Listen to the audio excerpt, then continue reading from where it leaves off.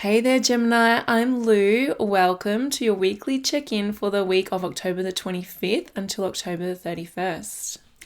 This week we are officially in Scorpio season. It started on Tuesday, okay? So we've got a month of Scorpio energy. We've got the sun there, we've got Mercury there, we've got Mars there for a little bit as well. Mars in rulership in Scorpio.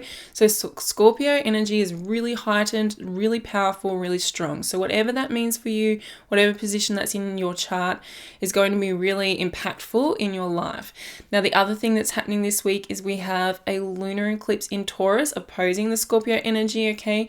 And that eclipse is the final eclipse in the eclipse cycle that started in November 2021 between Taurus and Scorpio. So that's going to be the finale. It's going to close that chapter of your life, close that storyline down, okay? So it's going to bring closure.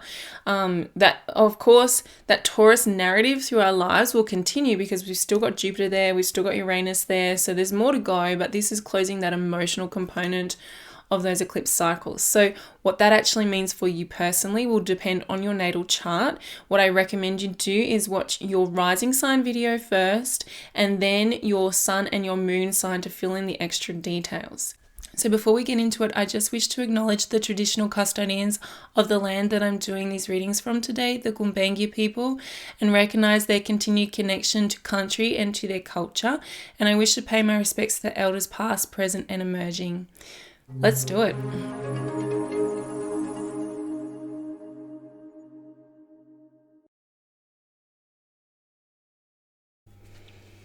Hello there, Gemini. Welcome to your weekly check-in. So this week we are officially in Scorpio season, representing your sixth house.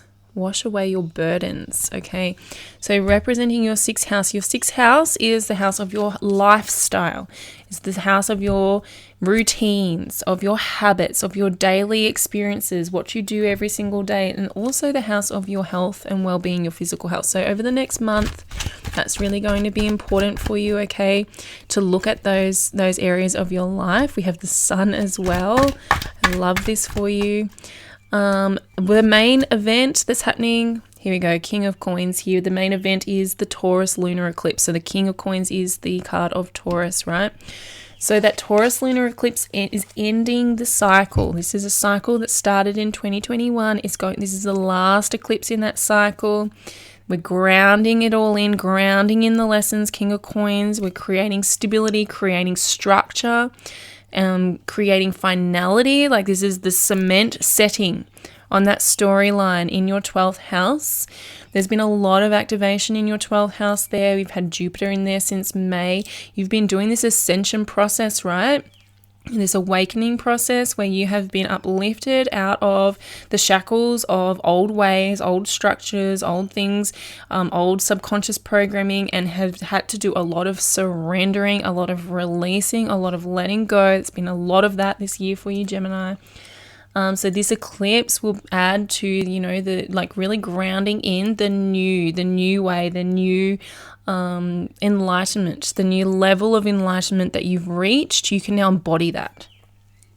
So with this washing away of your burdens card, what this is really talking about is places in your life where you are holding on to guilt, okay? Holding on to things that you've done from in the past where you feel regret or remorse or shame or guilt. Now that is really strong, and that with all of those things, they sit in that 12th house, right, with Taurus there. So that's where we trap those things. When we feel guilty, when we feel regret, when we feel shame, we push it down into the 12th house, into our subconscious mind, right, into our subconscious body, into the depths of our psyche. And so this moon is going to help you to release, to shed some of that, and very successfully with the sun here. So we're shining a light on, that on all of this stuff in the inner consciousness.